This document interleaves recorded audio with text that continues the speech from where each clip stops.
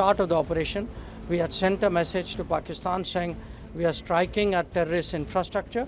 We are not striking at the military. So the military has an option of standing out and not interfering in this process.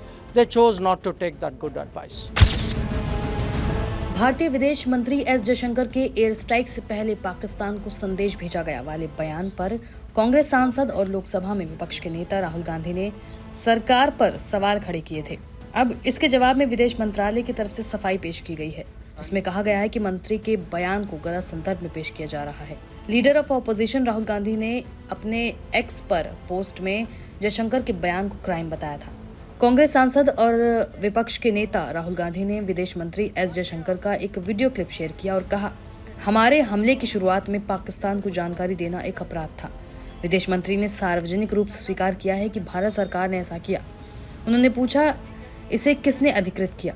इसके परिणाम स्वरूप हमारी वायुसेना ने कितने विमान खो दिए? हालांकि विदेश मंत्रालय ने लोकसभा में विपक्ष के नेता राहुल गांधी के आरोपों को सिरे से खारिज किया। विदेश मंत्रालय ने कहा कि तथ्यों को पूरी तरह से गलत तरीके से पेश किया जा रहा है। मंत्रालय ने इसे तथ्यों का घोर दुरुपयोग करार देते हुए साफ कहा कि भारत ने पाकिस्तान को ऑपरेशन शुरू होने के बाद शुरुआती चरण में चेतावनी दी थी, न कि पहले। ये जवाब राहुल के दावों को खारिज करने और ऑपरेशन सिंदूर की सच्चाई सामने लाने की कोशिश में दिया गया है। विदेश मंत्रालय ने दो टूक कहा कि जयशंकर ने स्पष्ट किया कि पाकिस्तान को ऑपरेशन सिंदूर शुरू होने के बाद शुरुआती चरण में सूचित किया गया था। इसे गलत तरीके से हमले से पहले की बात बताकर तथ्यों को तोड़ा मरोड़ा जा रहा है। मंत्रालय का कहना है कि जयशंकर के बयान को जानबूझकर गलत तरीके से जनता के सामने पेश किया जा रहा है। राहुल गांधी पर प्रोपेगेंडा टूल बनने का आरोप। कांग्रेस सांसद के बयान पर बीजेपी की तरफ से भी प्रतिक्रिया आई है, जिसमें उनसे कहा गया है कि वो पाकिस्तान के प्रोपेगेंडा टूल ना बने। इसके साथ ही आरोप लगाया गया कि वो 3 पीढ़ियों से ऐसा करते आ रहे हैं। राहुल गांधी की टिप्पणी की आलोचना करते हुए बीजेपी के राष्ट्रीय प्रवक्ता अजय आलोक ने कांग्रेस नेता पर पाकिस्तान के पक्ष में बोलने का आरोप लगाया है और उनसे कहा कि पाकिस्तान का दुष्प्रचार का साधन बनना बंद करें। आलोक ने एक्स पर एक वीडियो संदेश में राहुल गांधी की टिप्पणी पर प्रतिक्रिया करते हुए कहा, आप पिछली 3 पीढ़ियों से ऐसा करते आ रहे हैं। अरे राहुल बाबा, कम से कम आरोप तो ढंग से लगाओ यार। पूरा देश परेशान है पिछले 10 साल में कि नरेंद्र मोदी सरकार कोई निर्णय लेती है तो उसकी हवा पहले किसी को क्यों नहीं लगती है, कोई भी बड़ा निर्णय हो। अरे अपने मंत्रिमंडल का विस्तार तो किसी को पता ही नहीं लगने देते हैं। और आप कह रहे हैं कि पाकिस्तान को पहले जानकारी दे दी। अंग्रेजी तो कम से कम, अंग्रेजी के शब्द तो कम से कम ठीक से पढ़ो, वो भी नहीं पढ़ते हो। और पीआईबी ने फैक्ट चेक में पहले ही इसको रिफ्यूज कर दिया है, वो भी नहीं मानना है। लगे तुरंत पाकिस्तान की वकालत करने की। ये बताइए कि हमारे कितने प्लेन गिरे। अरे पाकिस्तानी प्रोपेगेंडा का टूल बनना बंद कीजिए। 3 खानदान, 3 पुश्त है आप लोग यही काम करते आ रहे हैं। 1971 के वक्त इंदिरा गांधी न्यूक्लियर डिटेल्स पाकिस्तान के साथ शेयर कर रही थी, राजीव गांधी कुछ कर रहे थे और आप कुछ कर रहे हैं। देश देख रहा है और आपके सर्टिफिकेट को नरेंद्र मोदी को जरूरत नहीं है। हालांकि राहुल के बयान पर इससे पहले कई राजनीतिक दलों ने विदेश मंत्री और मोदी सरकार को घेरा था। आप आतंकवादी देश पाकिस्तान को सूचना दे रहे हैं। आपने अपना ऑपरेशन सिंदूर शुरू करने से पहले पाकिस्तान को सूचना दे दी कि हम आतंकवादी ठिकानों पे हमला करने जा रहे हैं। ये तो देश के साथ गद्दारी है, ये भारतीय सेना के साथ गद्दारी है, ये भारत माता के साथ गद्दारी है।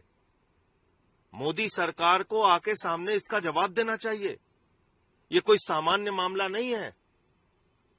आपने इतने बड़े ऑपरेशन की सूचना उस आतंकवादी देश को दे दी जो आतंकवादियों का संरक्षक है, जो आतंकवादियों का पनाहगाह है, जिसके सेना के अफसर आतंकवादियों के जनाजे में शामिल होते हैं।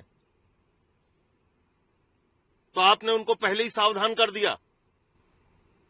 ये तो बहुत ही गंभीर बात है और मुझे लगता है कि इस पे प्रधानमंत्री नरेंद्र मोदी जी को सामने आके जवाब देना चाहिए। ये देश के साथ गद्दारी है, भारतीय सेना के साथ गद्दारी है। डेलीगेशन का किस तरह से? डेलीगेशन पे अभी जब आगे कोई बातचीत होगी तो उसके बारे में हम अपना पक्ष रखेंगे। और जो कहा जा रहा है कि अलग अलग देशों में जा करके देशों को जो है बताना होगा, साथ लाना होगा, क्योंकि कई देश जो है भारत के विरोध में आते नजर आ रहे हैं। देखिए, ऐसा है, हम देश के हित में हर कर्तव्य में, हर काम में भारतीय सेना के साथ और देश के साथ खड़े हैं। लेकिन अगर कोई सरकार के लोग देश के साथ गद्दारी करेंगे, सेना के साथ गद्दारी करेंगे, तो उसकी सूचना जनता तक पहुंचाना, लोगों तक बताना, ये भी विपक्ष की जिम्मेदारी है।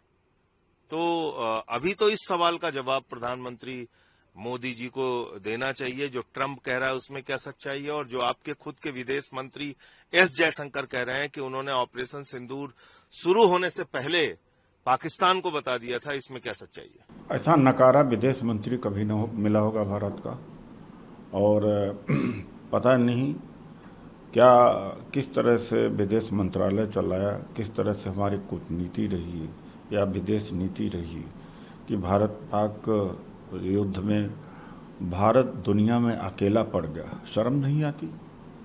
इस आदमी को जवाब देना चाहिए कि पाकिस्तान जैसे देश के साथ में कई देश खड़े हो गए, लेकिन भारत के साथ कोई नहीं खड़ा हुआ।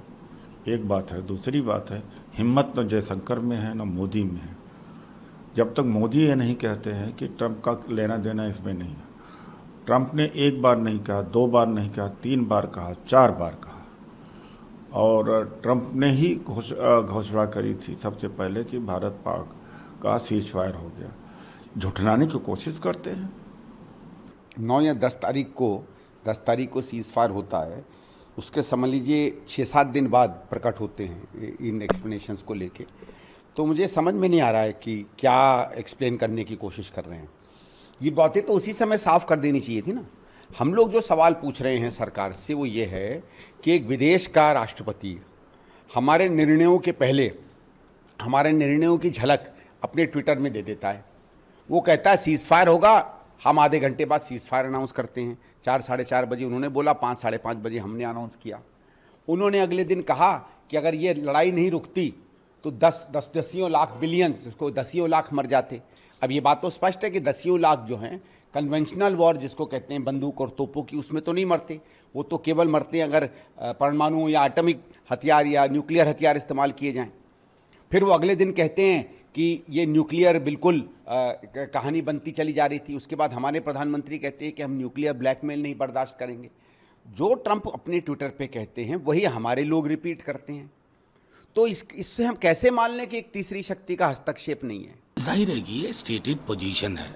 जयशंकर जी ने कोई नई बात नहीं कही है। ये रिटरेशन पूर्ववर्ती सरकारों ने और वर्तमान की सरकार ने भी बार बार किया।